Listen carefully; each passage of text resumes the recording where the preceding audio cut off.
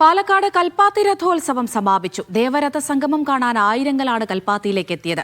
3 ക്ഷേത്രങ്ങളിലെ 5 രഥങ്ങളാണ് തേരുമുട്ടിയിൽ സംഗമിച്ചത്.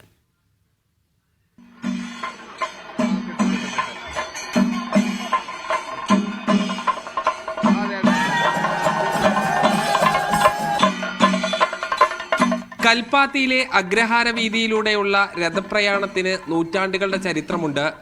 തഞ്ചാവൂരിൽ നിന്നും കുടിയേറിയ തമിഴ് ബ്രാഹ്മണരുടെ ആഘോഷം ഇന്ന് ജനകീയ ഉത്സവമാണ്. വിശാലാക്ഷി സമേത വിശ്വനാഥ ക്ഷേത്രം, ചാത്തപുരം മഹാഗണപതി ക്ഷേത്രം, ലക്ഷ്മി നാരായണ പെരുമാൾ ക്ഷേത്രത്തിലെയും രഥങ്ങൾ 3 ദിവസം അഗ്രഹാര വീതിയിലൂടെ പ്രയാണം നടത്തി തേരുമുട്ടിയിൽ സംഗമിക്കും.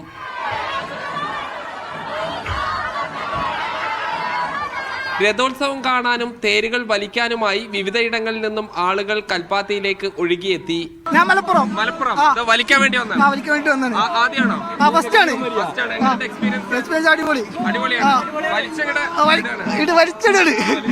മലപ്പുറത്തിന്റെ കരുത്ത് 2011 പാലക്കാട് നിന്നും ജനപ്രതിനിധിയായത് മുതൽ ഷാഫി പറമ്പിൽ മുടങ്ങാതെ കൽപ്പാത്തി രഥോത്സവത്തിന് എത്താറുണ്ട്. ഇവിടുന്ന് ഇതുവരെ രഥോത്സവം മുടങ്ങേണ്ട ഒരു സാഹചര്യം ഉണ്ടായിട്ടില്ല എന്നുള്ള ഒരു ഭാഗ്യം കിട്ടിയിട്ടുണ്ട്. ഇപ്രാവശ്യം തീർച്ചയായിട്ടും വരാൻ സാധിച്ചു. ഇവിടുത്തെ ഈ തിരക്കിൽ ഇങ്ങനെ അതിലൊരാളായിട്ട് അലിയാനും ഈ സന്തോഷത്തിന്റെ ഭാഗമാവാനൊക്കെ കഴിയാന്ന് പറഞ്ഞാൽ വലിയൊരു സന്തോഷാഭിമാനം. ജനപ്രതിനിധികൾ, രാഷ്ട്രീയ നേതാക്കൾ, കലാകാരന്മാർ തുടങ്ങി സമൂഹത്തിന്റെ വിവിധ മേഖലയിലുള്ളവർ രഥോത്സവത്തിനെത്തി.